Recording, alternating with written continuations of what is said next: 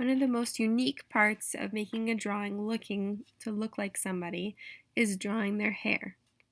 There's lots of different ways to do it. There's so many different hairstyles, so many different ways to draw different kinds of hairs.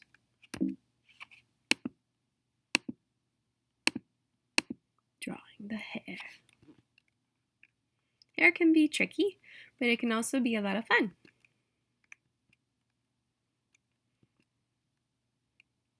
It's really important that with the hair you show volume. So how you do that is by having the right kind of shading. Also make sure that the direction of your lines match up to the hairstyle you're trying to draw.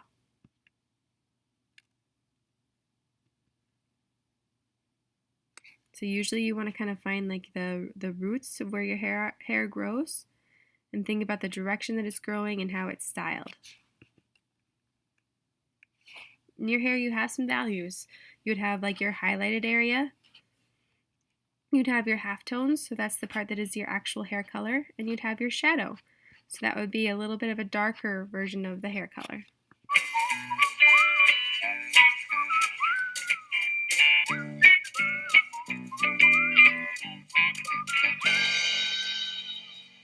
Hey, Stan Prokopenko here with Proko. Today we're drawing the hair. I feel like hair is one of the most difficult things for people to draw. A lot of us just approach it in the wrong way. We just jump in and start scratching away. Drawing hair takes patience. There's a lot of little shapes, lines, and highlights, and it's really easy to get impatient and sloppy. But we really just need to slow down and take it one step at a time.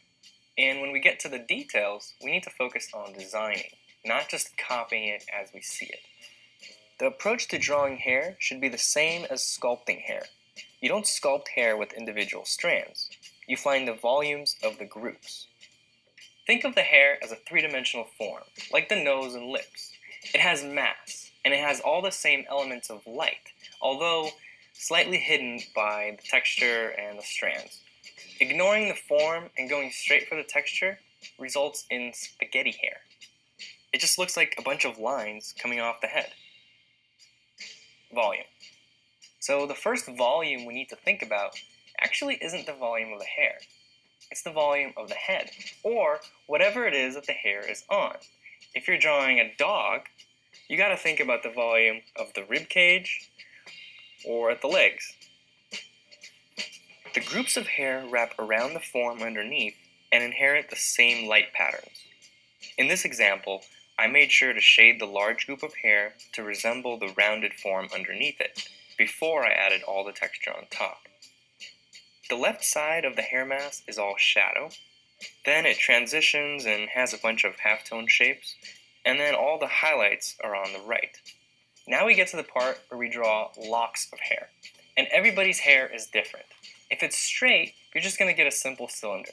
If it's curly, you're going to have a lot of little locks. And that design problem becomes a little bit more difficult. But whatever the hair type, figure out what those shapes are and design them as volumes, not strands. So, for example, here's a lock of hair. It's like a ribbon with some thickness to it. This ribbon has shadow, halftone, and a highlight. It doesn't look like hair, but it does look three-dimensional. To make it look like hair, we need to add a fourth element: texture. This includes the separations between the small groups of hair, a few lines representing strands, and breaking up the contours. There will be stray strands that soften and break up the edge between the hair and background. Make sure to add variation along the edges to make it more interesting and believable. The connection to the skin shouldn't be outlined. Show some gradations, otherwise it will look like a wig or clip-on beard. When adding the texture part, it's all about design. Don't get too repetitive with the strokes. Try to create organic and interesting shapes with the overlaps and groupings. There needs to be a good balance of simple areas and complex areas with a lot of detail. Get the illusion of the strands. Don't try to draw every single strand. Have confidence with every stroke. It's better to draw quick and confident strands slightly out of place than a wobbly, ugly stroke in the right place. Blech. Don't be timid. This happens when drawing strands that drop down from the forehead. People don't want to mess up the face, but it doesn't matter if it's in the perfect spot. Hair moves. Usually you want to start the stroke at the root and let it taper towards the tip. But if you have good control of the pencil, you can taper correctly from either side. Make sure you're holding the pencil like a brush and use the length of the charcoal to get thin lines and the side to get soft, thick lines. Transitioning from one to the other gets you a nice taper. Designing the shadows. I like to approach shadows as flat, graphic shapes. It's important to get an attractive, well-balanced separation of light and dark before beginning to shade.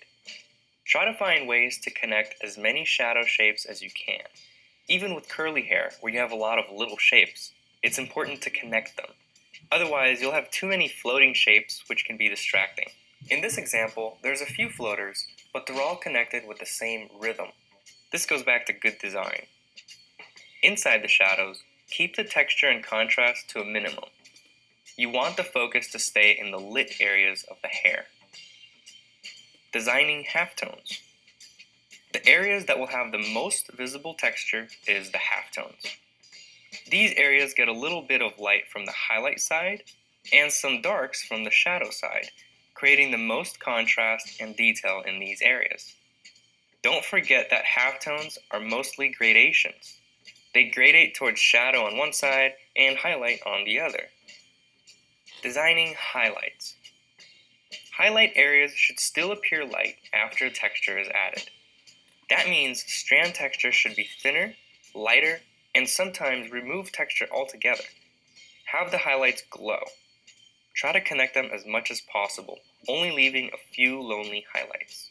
And try not to make each highlight the same. Give them variety in length, thickness, edge, and value. So let's take a look at how I broke down this drawing into steps. As always, I started with the linear lay-in, getting the major shapes and rhythms. Then I separated the lights from the shadows, focusing on the design of the graphic shapes.